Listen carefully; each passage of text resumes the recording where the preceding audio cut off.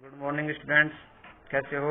आज अपन कोण एवं रेखाओं के बारे में पढ़ेंगे। बच्चों, ये ज्योमेट्री की प्रश्नावली है और इसको पढ़ने से पहले आपको कुछ पूर्व नॉलेज है वो होनी चाहिए, जिसमें सबसे पहले आती है बिंदु।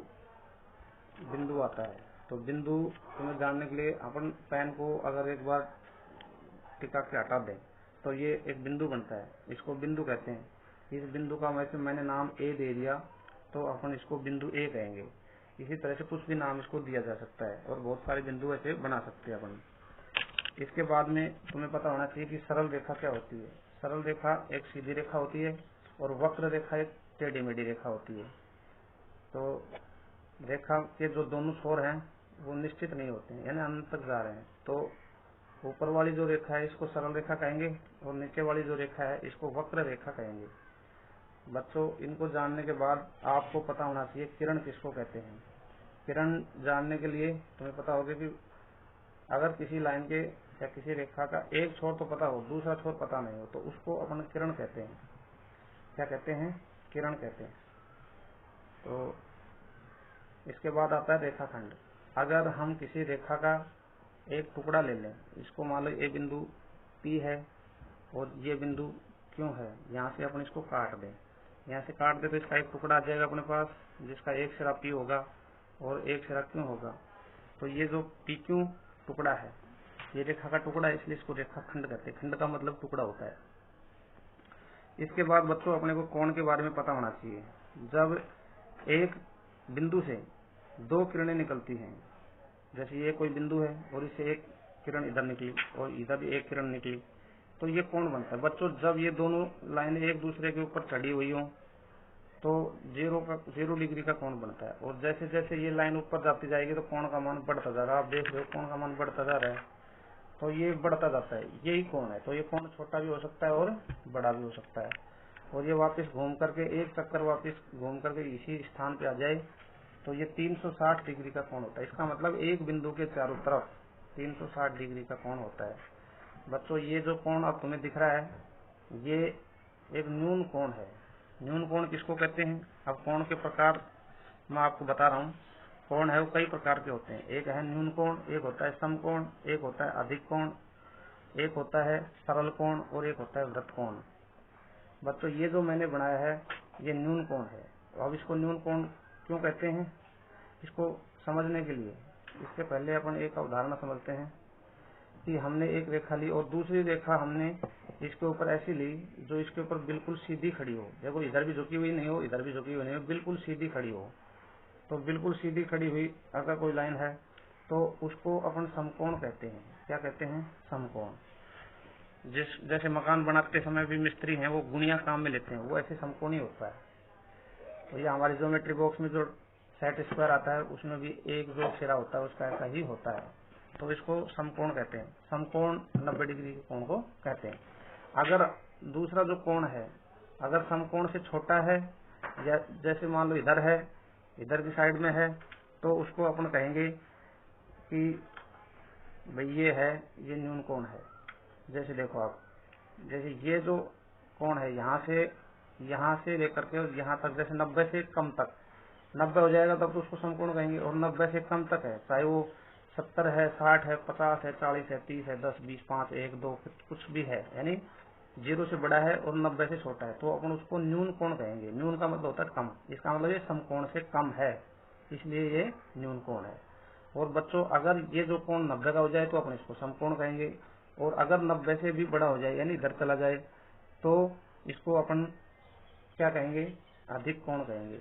तो अधिक कोण की क्या परिभाषा है कि ऐसा कोण जो 90 से तो बड़ा हो लेकिन 180 से छोटा हो। अब 180 का कोण कहाँ होता है, मैं आपको बता रहा हूँ कि अगर ये जो लाइन है ये बिल्कुल सीधी हो जाए, घूम करके ऐसे, जैसे ये लाइन यहाँ पे थी तब तो 0 डिग्री का कोण था, ऐसे घूमता जाए कोण का मान बढ़ता चला गया, जब ये सीधी इसके ऊपर खड़ी हो जाएगी 90 डिग्री का कोण हो जाएगा, समकोण हो जाएगा।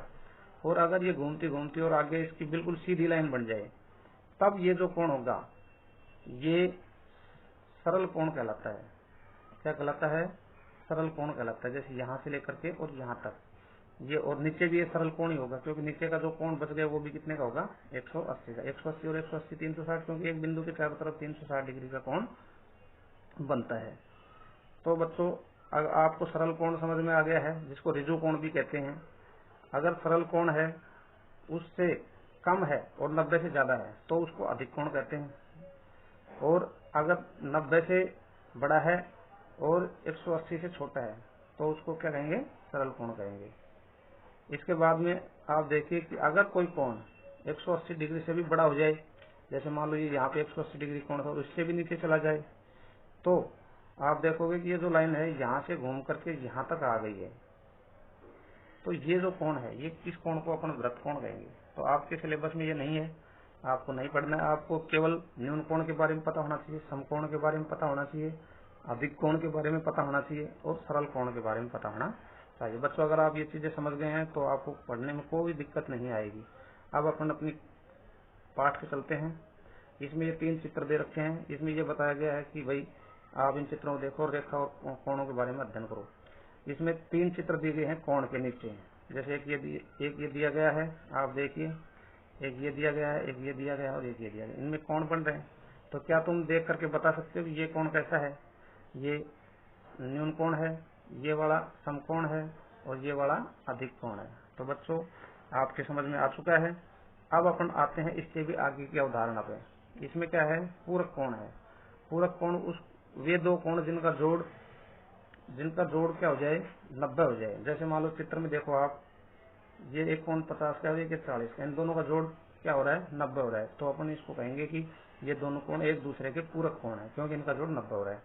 इसी तरह से ये कोण 30 और 50, इन दोनों का जोड़ 80 हो रहा है, तो क्या ये पूरक कोण होंगे, क्या नहीं होंगे। तो अब आपको पूरक कोण अच्छी तरह से समझ में आ चुका है। अब अपन चलते हैं आगे। इसमें लिखा रखा है क्या 2 न्यून कोण एक दूसरे के पूरक हो सकते हैं। हाँ, तो हो सकते हैं दोनों। अगर अभी हमने एक 40 का और एक 50 का कोण देखा है, तो दोनों कोण न्यून कोण है और दोनों कोण पूरक भी है, क्योंकि उनका जोड़ क्या हो रहा है, 90 हो रहा है। तो ऐसे कोई भी 90 से ऐसे छोटे कोई भी 2 कोण जिनका जोड़ 90 हो जाए तो वो न्यून कोण भी होंगे और उनका जोड़ 90 हो, इसलिए वो पूरक भी होंगे।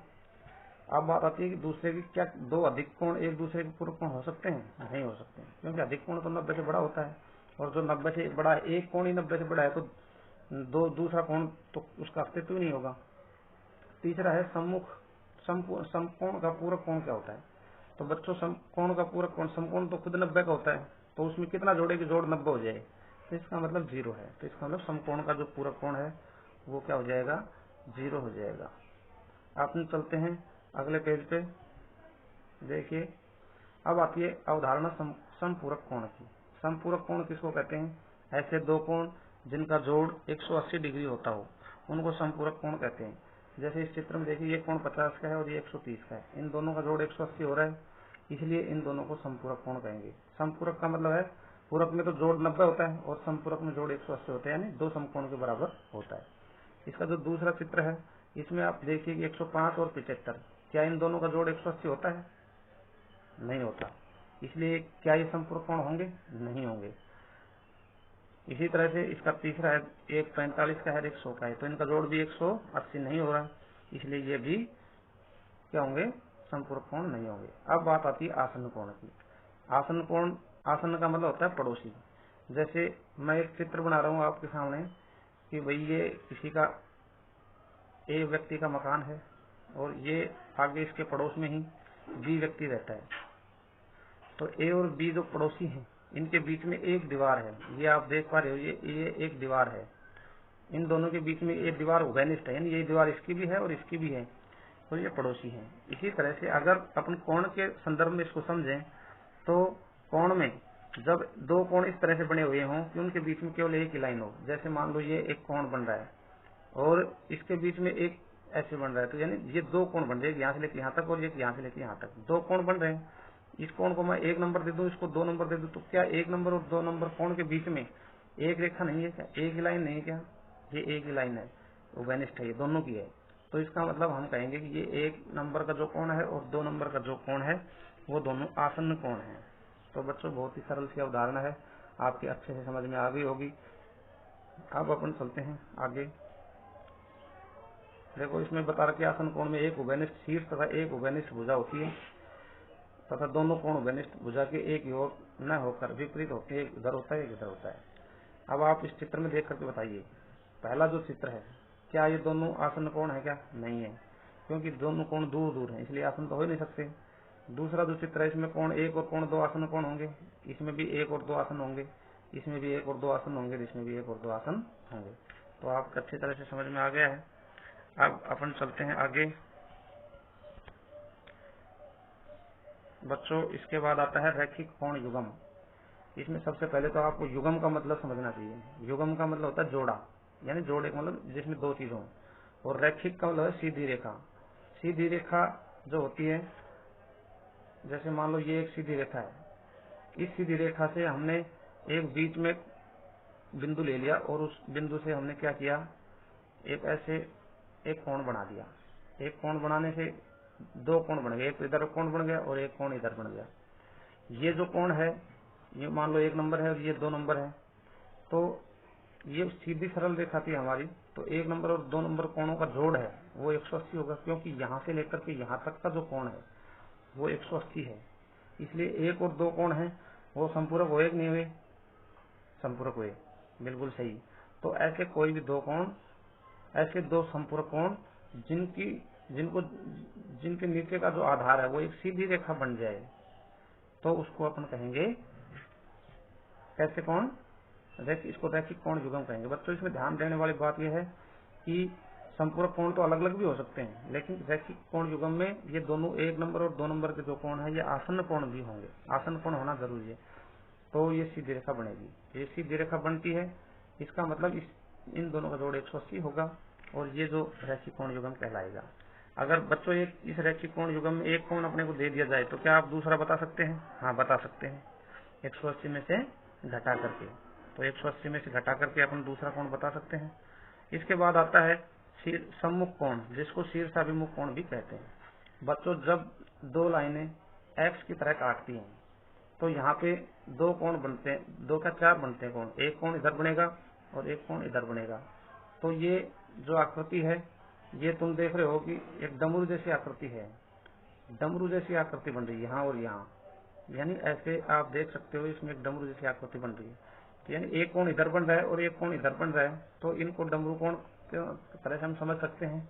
ये शीर्षाभिमुख कोण कहलाते हैं और ये सम्मुख कोण भी कहलाते हैं। सम्मुख कोण मेरे हिसाब से कहना इसको ठीक नहीं होगा, ये शीर्षाभिमुख कोण ज्यादा उचित है, क्योंकि इनके शीर्ष है ना वो भिड़े हुए हैं या सटे हुए हैं। इसके बाद में एक ऊपर की तरफ आप देख रहे हैं कि ऊपर की तरफ है वो भी एक कोण बन रहा है और एक नीचे, यानी खड़ा डमरू भी बन रहा है। आप इसको डमरू की तरह अगर देखें तो इस तरह से बन रहा है। तो ऊपर का जो कोण है ये मान लो 3 नंबर है और ये 4 नंबर है, तो 3 नंबर और 4 नंबर जो कोण है ये भी शीर्षाभिमुख कोण होंगे। इसी तरह से हमने जो पहले देखा है कि ये 1 नंबर कोण मान इसको दे दे, इसको 2 नंबर दे दे, तो 1 और 2 भी क्या है, शीर्षाभिमुख कोण है। अपन चलते हैं आगे।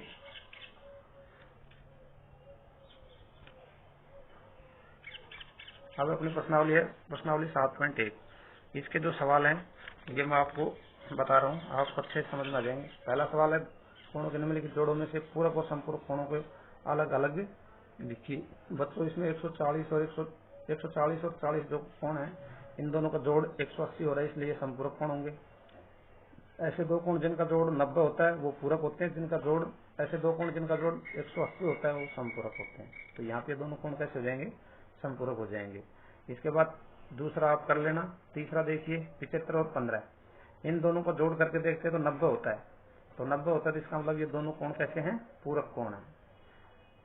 इसके बाद में आप बाकी के और सवाल कर लेना। इसमें छठा सवाल है 25 और 65, अपन इनको जोड़ते हैं तो इनका जोड़ भी क्या हो रहा है, 90 हो रहा है, इसका मतलब ये भी पूरक कोण है।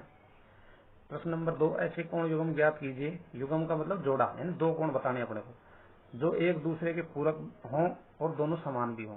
तो बच्चों ऐसे दो कोण जिनका जोड़ 90 डिग्री होता हो वो होते हैं पूरक कोण, और दोनों समान है तो इसका मतलब इसके समान दो भाग कर दें अपन। तो 90 के समान दो भाग करेंगे तो आएगा 45 डिग्री।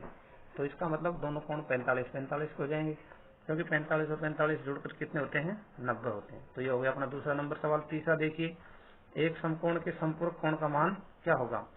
तो संपूरक वे कोण होते हैं जिनका जोड़ क्या होता है, 180 होता है।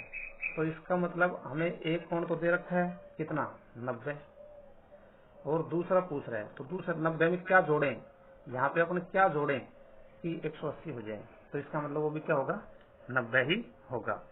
तो ये अपना सवाल भी हो गया। चौथा सवाल देखिए, नीचे दिए गए चित्र में आसन्न कोणों के युग्म लिखिए। तो आसन्न कोण होते हैं पड़ोसी कोण, ऐसे कोण जिनके बीच में एक जो रेखा है उभयनिष्ठ हो, एक किरण क्या हो, उभयनिष्ठ हो। तो आप देखिए कि इसमें ये जो POQ कोण है, इसका आसन्न कोण हो जाएगा कोण QOR। तो ये दोनों आसन्न कोण हो गए। इसी तरह से कोण QOR है, इसका आसन्न कोण हो जाएगा कोण ROS, ये हो जाएगा। और इसी तरह से अपन और भी निकाल सकते हैं, जैसे इसमें POS जो कोण है नीचे की तरफ, POS, ये जो कोण है POS, ये QOP का भी आसन्न कोण है और ROS का भी आसन्न कोण है। तो इस प्रकार से आप है वो आसन्न कोण बता सकते हैं। आगे देखिए, पांचवा सवाल, दिए गए चित्र में निम्नलिखित कोणों के युग्म ज्ञात कीजिए। पहला है समान संपूरक कोण। बच्चों, संपूरक कोण ऐसे दो कोण होते हैं जिनका जोड़ 180 डिग्री होता है।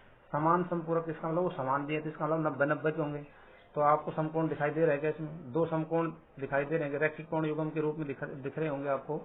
तो आप देखिए ये जो लाइन है और एक लाइन ये है, यहाँ पे ये एक समकोण इधर बन रहा है और एक समकोण इधर बन रहा है। तो ये दोनों समकोण है और दोनों संपूरक कोण है, इसलिए दोनों संपूरक कोण, इनका जोड़ 180 हो रहा है। तो ये अपना पहला सवाल हो गया। दूसरा सवाल देखते हैं, असमान संपूरक कोण, ऐसे कोण जिनका जोड़ 180 हो रहा है लेकिन वो क्या है, समान नहीं है। तो जैसे हम देखें कि ऊपर की तरफ देखें कि QOR जो कोण है ये कोण, और एक नीचे के कोण, इधर के कोण देखें ROP या POR, इन दोनों कोणों का जोड़ 180 होता है। इसका मतलब ये रैखिक कोण युग्म है, इसलिए संपूरक कोण भी होंगे। और ये दोनों समान है कि असमान, असमान है, इसलिए असमान संपूरक कोण का ये सवाल अपना हो चुका है। तीसरा देखिए, शीर्षाभिमुख कोण। तो शीर्षाभिमुख कोण बताने के लिए मैंने आपको एक्स का और डमरू का उदाहरण दिया था। तो यहाँ पे आप देख सकते हो कि एक लाइन ये है और एक लाइन ये है, तो यहाँ पे ये डमरू कोण बन रहे हैं, तो ये शीर्षाभिमुख कोण बन जाएंगे। इनके नाम लिख देंगे QOS और ROP। आसन्न कोण और रैखिक कोण युग्म नहीं है। आसन्न कोण जो रैखिक युग्म नहीं है, यानी आसन्न तो है लेकिन रैखिक युग्म नहीं है। जैसे आप यहाँ पे देखिए, ये जो कोण है QOS और नीचे वाला जो कोण है SOT, ये दोनों कोण है, ये आसन्न भी कोण है क्योंकि इनके बीच में एक उभयनिष्ठ रेखा है, इसलिए ये आसन्न कोण है।